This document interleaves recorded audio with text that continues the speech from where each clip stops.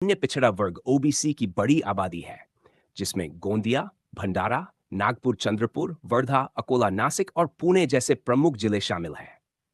यह समुदाय राज्य की जनसंख्या दलों जैसे भाजपा, कांग्रेस, शिवसेना और अन्य दलों में बंटा हुआ है। इस विभाजन के कारण ओबीसी समुदाय के नेताओं की सामूहिक शक्ति का उपयोग नहीं हो पाता, जिससे ओबीसी वर्ग की आवाज कमजोर पड़ जाती है। यदि यह समुदाय एकजुट हो जाए और अपने अधिकारों के लिए एक सशक्त, यह समुदाय राज्य की जनसंख्या का एक महत्वपूर्ण हिस्सा है। लेकिन एकजुटता और जागरूकता की कमी के कारण यह समुदाय अपने संवैधानिक अधिकारों का पूरा लाभ उठाने में असमर्थ रहा है। ओबीसी यह आंदोलन महाराष्ट्र में ओबीसी अन्य पिछड़ा वर्ग छात्रों द्वारा किया गया, जिसमें छात्रों ने सरकार की निष्क्रियता और उनके अधिकारों की अनदेखी के खिलाफ आवाज उठाई।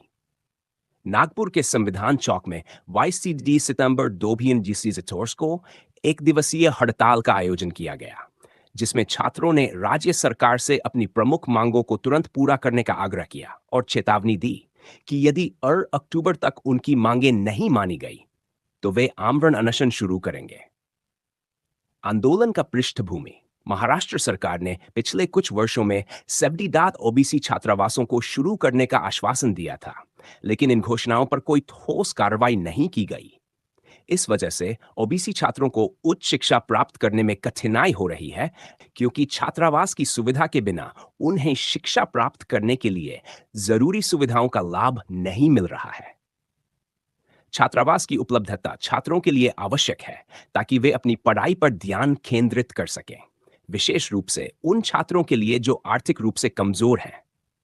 सरकार ने पिछले अगस्त 2023 से छात्रावास शुरू करने का वादा किया था, लेकिन समय सीमा बार बार बढ़ाई जाती रही।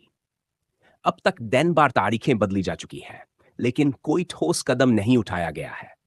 इससे छात्रों में असंतोष बढ़ता जा रहा है और वे मानते हैं कि सरकार ओबीसी समाज की आवश्यकताओं और मांगों को नजरअंदाज कर रही है।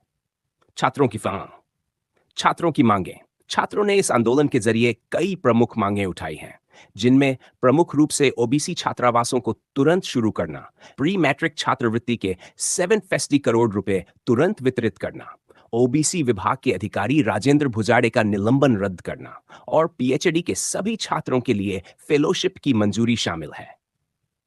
छात्रवृत्ति की मांग का कारण यह है कि कई ओबीसी छात्र आर्थिक रूप से कमजोर हैं और उनके लिए यह वित्तीय सहायता उनके शिक्षा के लिए अत्यंत आवश्यक है।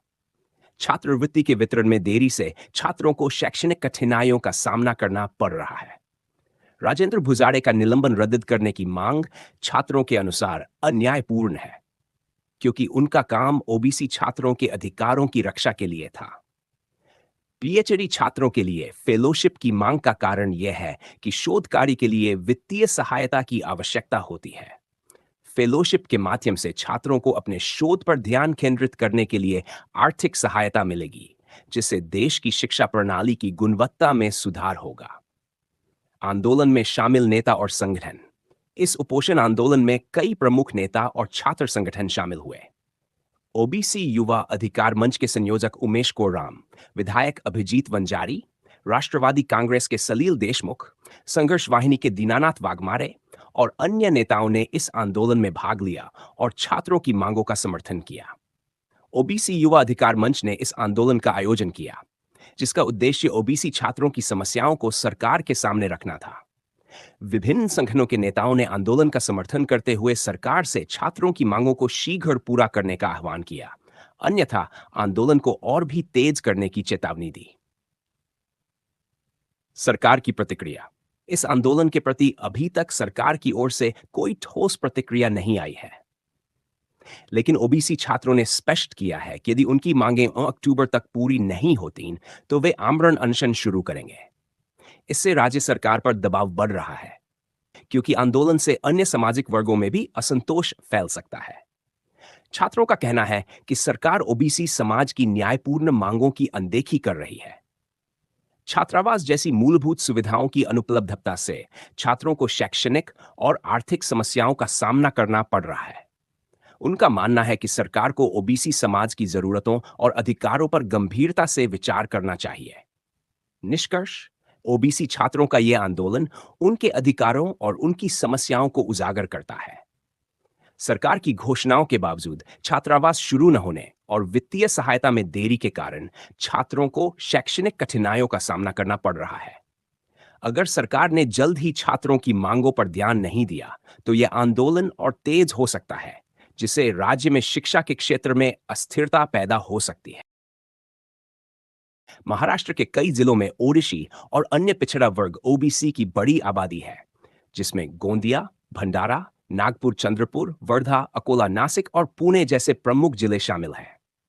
यह समुदाय राज्य की जनसंख्या का एक महत्वपूर्ण हिस्सा है, लेकिन एकजुटता और जागरूकता की कमी के कारण यह समुदाय अपने संवैधानिक अधिकारों का पूरा लाभ उठाने में असमर्थ रहा है। ओबीसी समुदाय को भारतीय संविधान में विशेष अधिकार प्रदान किए गए हैं। बाबा साहब भीमराव अंबेडकर द्वारा दिए गए आरक्षण का उद्देश्य सामाजिक और शैक्षिक रूप से पिछड़े को सशक्त बनाना था। संविधान के अनुच्छेद 360 के तहत पिछड़े वर्गों के लिए आयोग का गठन किया गया था, जो उनकी स्थिति का अध्ययन कर उचित सिफारिशें करता है। इसी के तहत ओबीसी वर्ग को 10% आरक्षण दिया गया है, ताकि उन्हें शिक्षा, रोजगार और सामाजिक सुरक्षा में बराबरी का अवसर मिल सके। लेकिन वास्तविकता यह है कि ओबीसी समुदाय के कई सदस्य इस लाभ से अनजान हैं, या फिर जागरूकता और राजनीतिक एकजुटता की कमी के कारण इसका लाभ नहीं उठा पा रहे हैं। जागरूकता और शिक्षा की कमी। शिक्षा किसी भी समुदाय के सशक्तिकरण की कुंजी होती है। ओबीसी समुदाय के बीच शिक्षा के स्तर में सुधार हुआ है, लेकिन यह अभी भी कई अन्य वर्गों की तुलना में कम है। जागरूकता की कमी, गरीबी और संसाधनों की उपलब्धता न होने के कारण ओबीसी समुदाय के कई बच्चे शिक्षा प्राप्त करने में सक्षम नहीं हो पाते। इसका परिणाम यह होता है कि ये बच्चे उच्च शिक्षा तक नहीं पहुंच पाते और इसके साथ ही उन्हें मिलने वाले आरक्षण और अन्य सुविधाओं का भी लाभ नहीं मिल पाता। राजनीतिक विभाजन और एकजुटता की कमी। ओबीसी समुदाय में राजनीतिक विभाजन भी एक बड़ा कारण है, जिसकी वजह से उनकी सामूहिक शक्ति कमजोर हो गई है। यह समुदाय विभिन्न राजनीतिक दलों जैसे भाजपा, कांग्रेस, शिवसेना और अन्य दलों में बंटा हुआ है।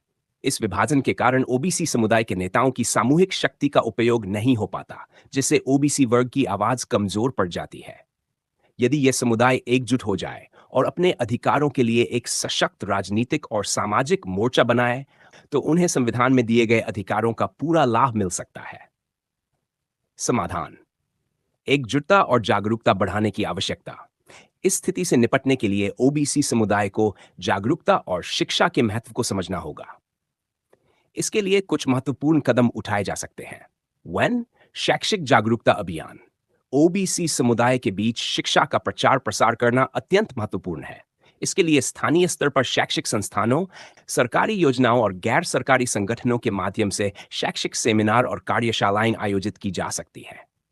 इन कार्यशालाओं में ओबीसी बच्चों और युवाओं को उच्च शिक्षा और विभिन्न सरकारी योजनाओं के बारे में जानकारी दी जा सकती है। 2. सामुदायिक संगठन। ओबीसी समुदाय को एकजुट करने के लिए एक सामुदायिक संगठन की आवश्यकता है, जो केवल राजनीति से प्रेरित न होकर सामाजिक और शैक्षिक सुधार पर केंद्रित हो। यह संगठन ओबीसी वर्ग के लोगों के लिए एक मंच प्रदान करेगा, जहां वे अपने मुद्दों पर चर्चा कर सकते हैं और एक सामूहिक समाधान निकाल सकते हैं। सरकारी योजनाओं का प्रचार।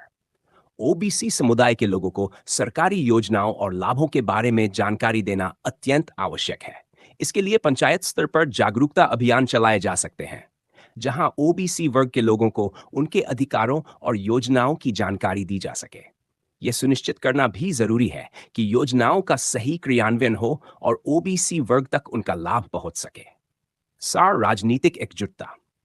ओबीसी नेताओं को राजनीतिक दलों के बीच के विभाजन को कम करने और समुदाय के हितों को प्राथमिकता देने की आवश्यकता है।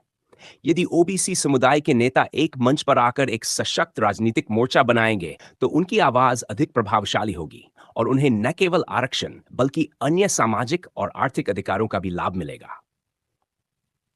युवा नेतृत्व का निर्माण। ओबीसी समुदाय में युवा नेतृत्व को बढ़ावा देना अत्यंत आवश्यक है। समस्या है, कृपया नीचे कमेंट्स में लिखें। आप हमारे चैनल को लाइक करें, सब्सक्राइब करें और इस वीडियो को अपने दोस्तों और परिवार के साथ शेयर करें। हमारी टीम आपकी मदद के लिए तैयार है। संपर्क करने के लिए हमारे व्हाट्सएप नंबर पर मैसेज करें 9021688811। धन्यवाद।